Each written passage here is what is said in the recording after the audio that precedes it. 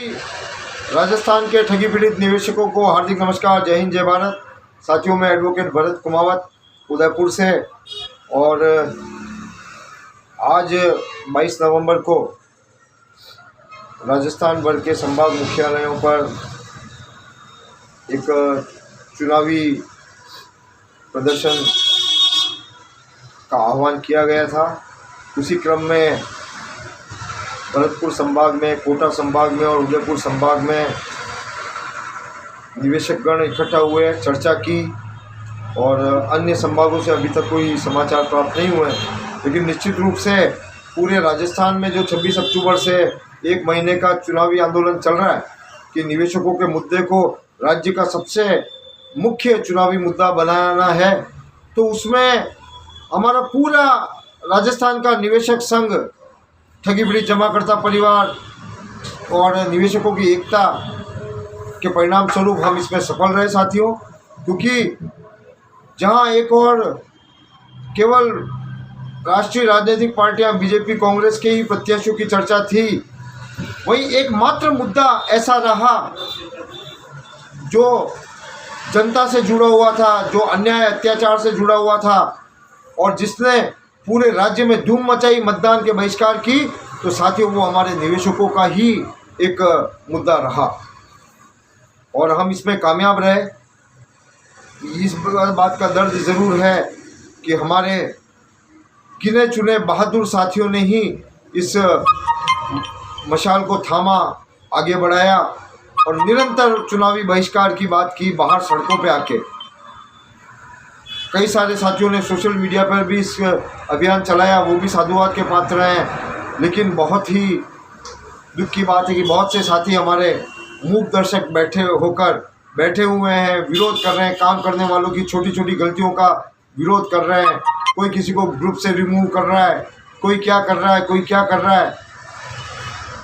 तो ये तमाम छोटी मोटी घटनाएं हुई हैं, उसका इस आंदोलन पे कोई फर्क नहीं पड़ा और आज राजस्थान का सबसे बड़ा आंदोलन बन के ये उभरा है। और हमें पूरी उम्मीद है साथियों कि अब की बार लोकसभा चुनाव के आने के पहले हमारे निवेशकों की ताकत मजबूर कर देगी केंद्र सरकार को कि यदि सत्ता में आना है तो आपको निवेशकों का भुगतान करना होगा, निवेशकों को न्याय प्रदान करना होगा। और आज की उदयपुर संभाग की बैठक में यह निर्णय लिया गया, चर्चा की गई कि तीन ही विकल्प है हम सबके सामने। चुनाव का बहिष्कार हमारा नारा है, चल रहा है, या नोटा को वोट किया जाए या फिर किसी के पक्ष में मतदान किया जाए। तो दोनों ही राष्ट्रीय राजनीतिक दलों को एक सिरे से हमारे निवेशकों ने नकार दिया है, क्योंकि ये दोनों ही दल जिम्मेदार है हमारी दुर्दशा के। एक पक्ष में है, एक विपक्ष में है और दोनों ही हमारे निवेशकों का मखौल बनाते रहे, इनके नेता हमारी अनदेखी करते रहे। इसलिए एक मत होकर दोनों ही पार्टियों के विरुद्ध अविश्वास प्रस्ताव किया गया। उसके बाद साथियों चर्चा हुई कि बहिष्कार और नोटा दोनों में से किसे अपनाया जाए, कि हमारा जो अभियान चल रहा है कि निवेशकों के मुद्दे को प्राइम मुद्दा बनाना, मुख्य मुद्दा बनाना, निवेशकों की ताकत को इन राजनीतिक दलों को दिखाना, सार्वजनिक रूप से सरकार को दिखाना, हमारे साथ हुए अन्याय को दिखाना, तो ये किससे संभव है।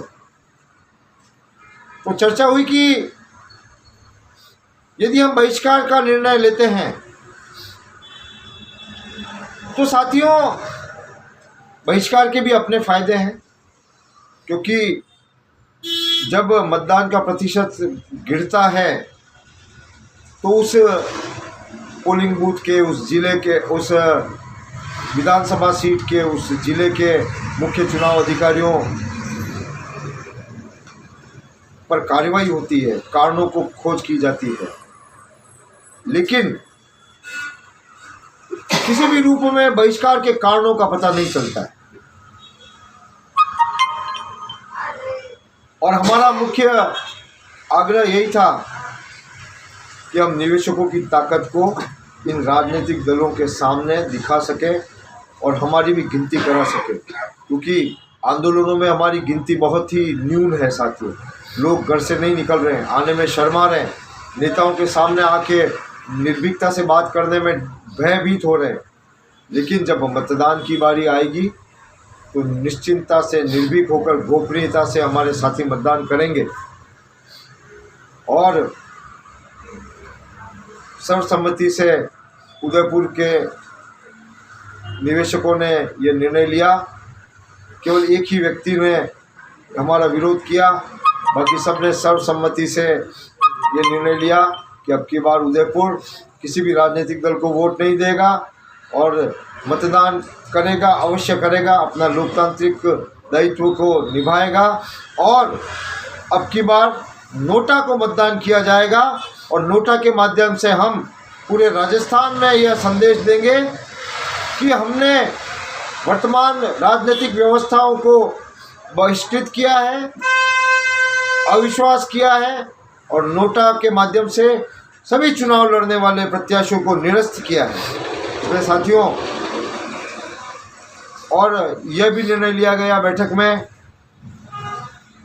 कि जिस भी मतदाता के साथ अन्याय हुआ है, अत्याचार हुआ है, उसके अधिकारों का शोषण हुआ है, किसी के द्वारा रिश्वत मांगी गई है, किसी को अस्पताल में इलाज कराने के लिए पैसा मांगा गया है, किसी को मुआवजा नहीं दिया, किसी को पुलिस ने ठगा, किसी को नेता ने ठगा, किसी न किसी माध्यम से ठगते ही चले आए, ऐसे सभी लोग मिलकर इस भ्रष्ट राजनीतिक व्यवस्था का प्रतिकार करें और नोटा पर मतदान करें, ताकि जब ये चुनाव समाप्त हो, मतगणना हो और जब पूरे राजस्थान राज्य में बड़ी संख्या में नोटा का मतदान गिना जाएगा,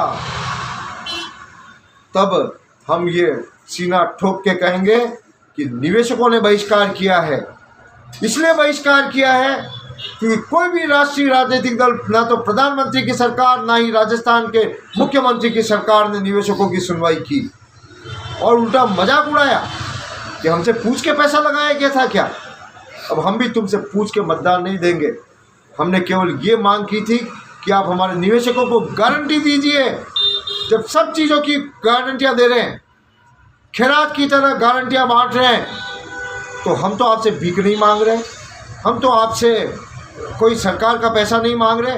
अरे हम तो उस पैसे की बात कर रहे हैं जो हमने मेहनत से जमा कराया और सरकार के खातों में पड़ा हुआ है, सरकार ने सीज किया हुआ पड़ा है। हमारे निवेशकों के संपत्तियों में निवेश किया हुआ पड़ा हुआ है और ये सरकार की किम कर्तव्य विमूढ़ता की वजह से, सरकार की नादानी की वजह से, सरकार की बौद्धिक दुर्बलताओं की वजह से, सरकार की अनदेखी की वजह से हमारे निवेशकों को नहीं मिल पा रहा है भुगतान। इसलिए साथियों, इस कारण से हमने नोटा को मतदान देने के साथ ही साथ इस संपूर्ण व्यवस्था को विरुद्ध मतदान करने का निर्णय लिया है। और आप सभी की जिम्मेदारी है कि अपने घर, परिवार, आस पड़ोस, दोस्त, रिश्तेदार सभी को कहें कि नोटा का मतदान एक संवैधानिक अधिकार है आपका। अपने मतदान का फर्ज भी निभाएं, लोकतांत्रिक व्यवस्थाओं को भी मजबूत करें और इन सारे भ्रष्टों को, ठगों को और अन्याय अत्याचार करने वाले को, शोषण करने वाले को नोटा पर बटन दबाकर सबक सिखाएं। धन्यवाद। जय हिंद, जय भारत।